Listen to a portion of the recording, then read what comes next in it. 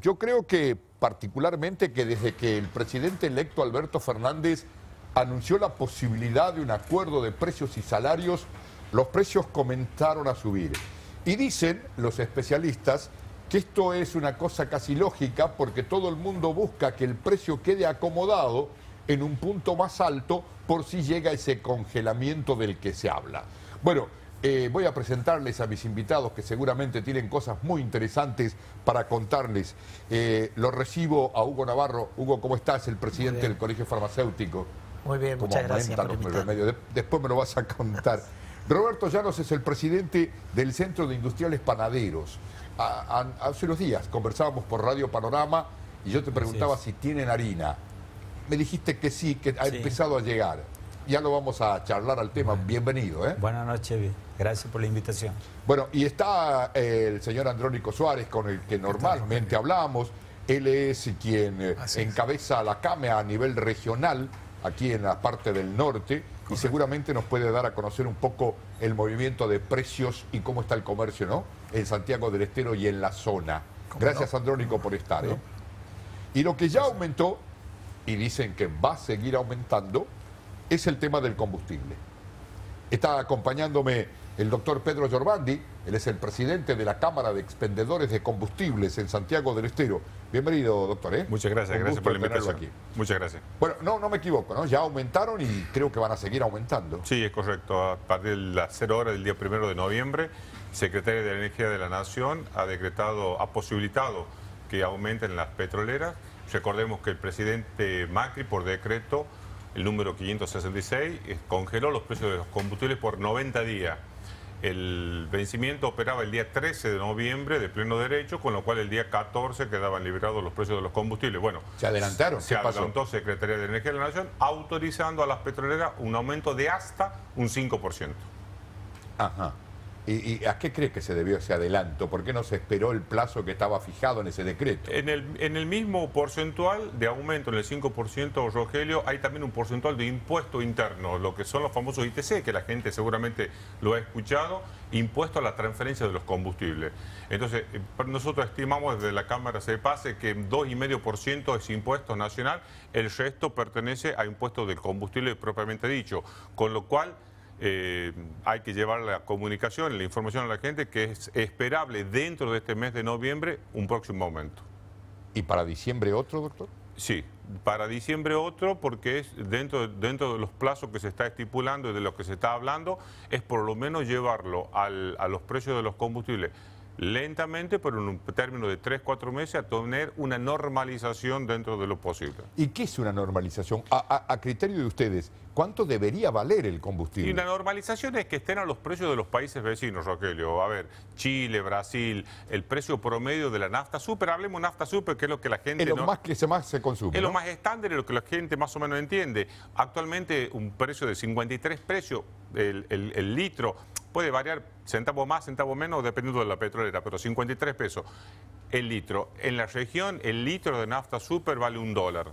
$1, si nosotros tomamos como dólar de referencia el dólar oficial del Banco Nacional Argentina, 63 pesos el valor del dólar, con lo cual el valor que debería tener el litro de combustible, que vos me haces referencia, según los países vecinos, países de la región, Chile, Brasil, Paraguay, 63 pesos. O sea que a ese sería el precio estándar que se debería llegar en un plazo, nosotros creemos que medianamente razonable para que sea, entendemos que el bolsillo de la gente está comprimido, lo entendemos, pero no hacer nada, Rogelio, en una situación de congelamiento como veníamos, puede ser peor el remedio que la enfermedad. Y usted, doctor, ¿cuánto es el precio que estima que la nafta puede llegar, la nafta super, para tomar un promedio, digamos, puede llegar a fin de año? Nosotros estamos estimando que en fin de año tendría que estar alrededor de los 58 pesos. 58 pesos. Sí. Esa es la estimación que tenemos hecha de las cámaras y de la Confederación SECHA. Te recuerdo que yo soy secretario de la Confederación SECHA. La Confederación SECHA es quien aglutina todas las cámaras y federaciones en lo ancho y lo largo del país. Con lo cual manejamos información de todas las provincias y de todas las federaciones. Realmente... Para nosotros es muy importante tener el conocimiento de lo que pasa en todo el país. Ahora, doctor, ¿con estos precios ha caído el consumo? No ha caído el consumo todavía, no estamos previniendo en este camino lento de poder desandar el precio de los combustibles, estimamos que no debería de caer, por eso tampoco somos propicios nosotros a hacerlo al salto de los precios de los combustibles en un solo paso. No queremos un aumento de un solo paso, no pretendemos. De hecho, hemos llevado a Secretaría de Energía de la Nación una propuesta desde la Confederación Secha para que este desandar del congelamiento sea al menos en 3 o 4 etapas. O sea, llegar al mes de febrero o marzo del año que viene, intentando allí normalizar el precio de los combustibles. No lo queremos hacer en una etapa, justamente por lo que vos dices, que es, tenemos miedo también a la caída del consumo. Entonces, previniendo una caída de consumo, no queremos que nuestros asociados tengan un mayor precio con una caída de consumo, porque no nos interesa. Entonces, sí es verdad que las petroleras piden una recomposición. Bueno, que sea lentamente y en varias etapas. Ahora, en el próximo bloque voy a hablar con los economistas de Santiago del Estero respecto a una palabra que se está pronunciando mucho en estas horas, que es la desdolarización. ¿En los combustibles están dolarizados? ¿El precio del combustible? El precio del combustible está dolarizado porque uno de los insumos principales es el petróleo. El petróleo es un commodity, como siempre lo hablamos contigo, que se compra y se vende a nivel mundial, como se puede comprar el trigo o la soja. Tiene un precio internacional. Ahora, y al momento de multiplicación en la Argentina, se multiplica el dólar oficial que tiene el producto en el país con el valor del dólar oficial. Entonces, las empresas petroleras, que son empresas aparte, no son petroleras que producen destilados, son las empresas que extraen el petróleo, ellas están trabajando justamente para eso. Tomando en cuenta eso que usted acaba de decir, ¿es posible desdolarizar el combustible en la Argentina?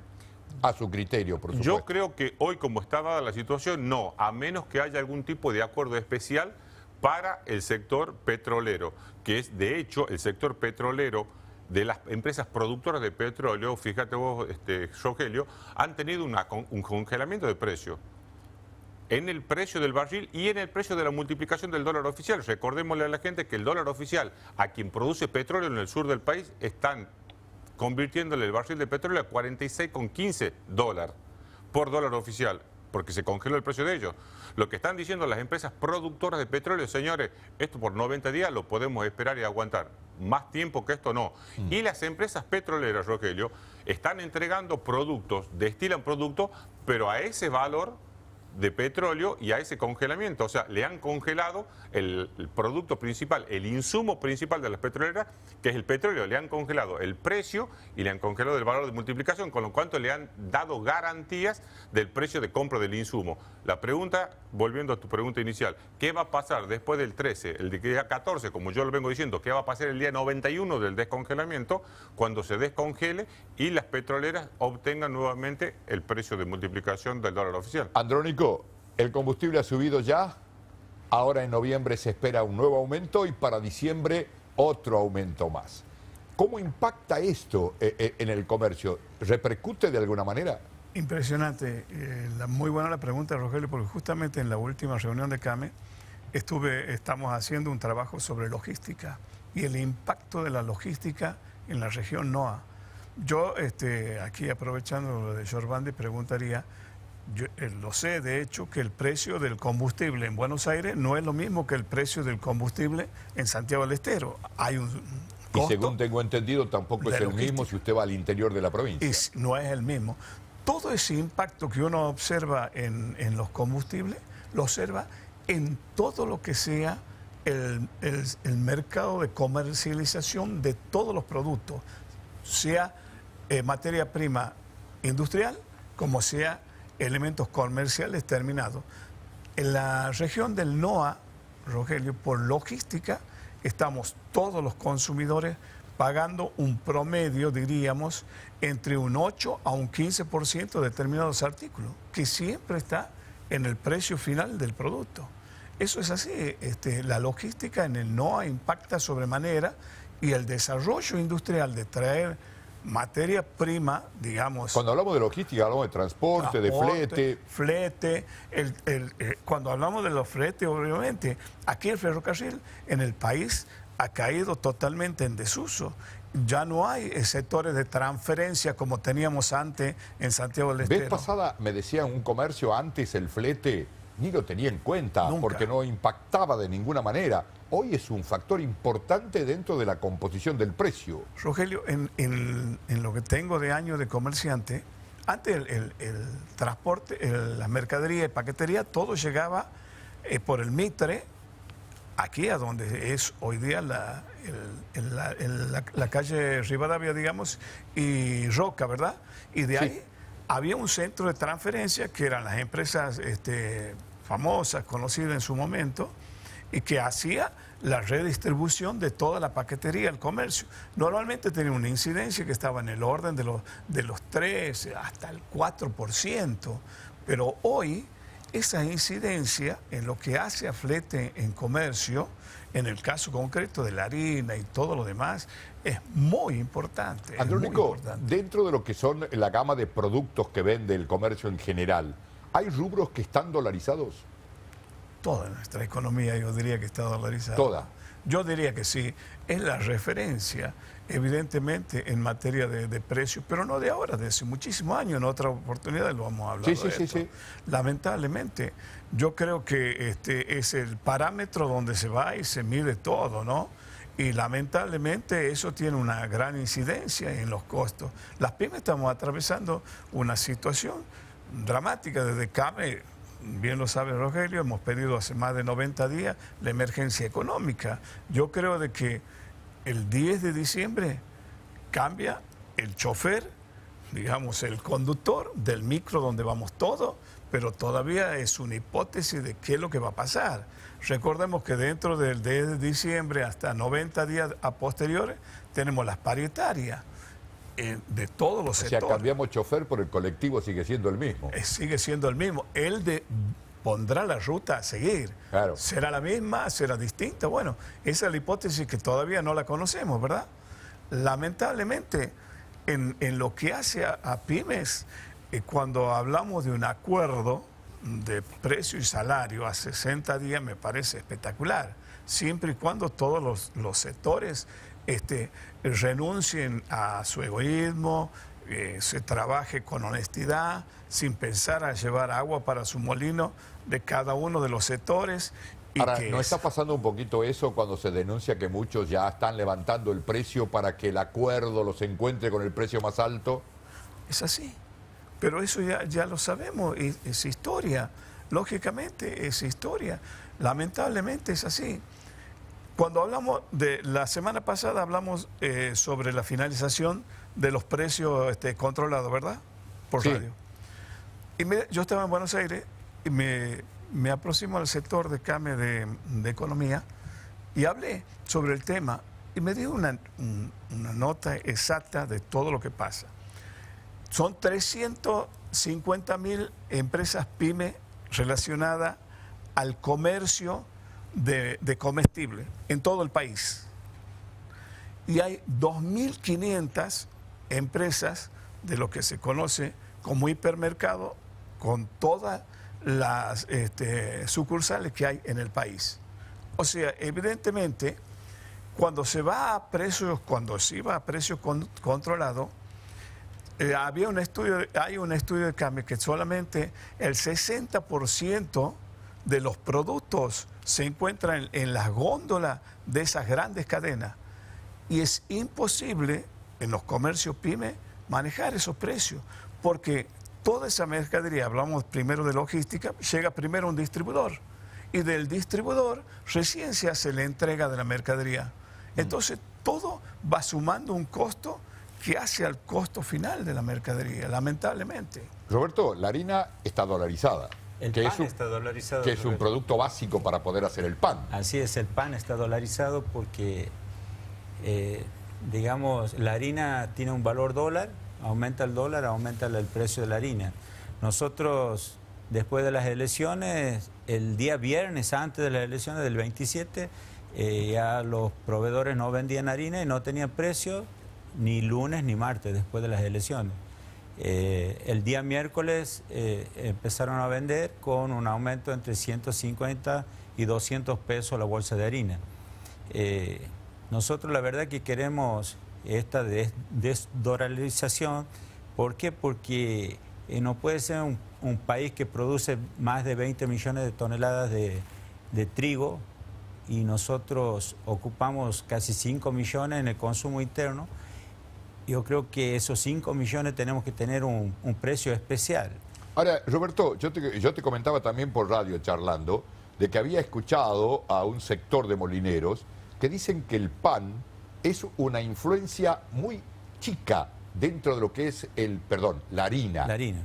Impacta muy poco en el precio del pan, que son los servicios, los convenios colectivos, así es. Bueno, lo que influye en el precio y no la harina, precisamente. Bueno, la harina influye un 18%, es el ítem que capaz que más claro, o menos influye. Por eso los molineros decían, yo les regalo la harina. Claro, 18, el pan en Buenos Aires está 130 pesos. es lo que influye en el costo de la harina, del pan, la harina. O sea, eso pero realmente es nosotros escaso el tenemos los servicios dolarizados. Claro. Nosotros lo que más consumimos sería gas y luz y agua, que están dolarizados. Entonces nosotros queremos que esto nos bajen los servicios, digamos, para producir más y que la gente consuma más. Hoy per cápita un argentino consume 61 kilos de pan al año, cosa que hace 5 años atrás consumía 90 kilos de pan. O sea, ha caído muchísimo el consumo. Ha caído el consumo y nosotros también ha caído la producción.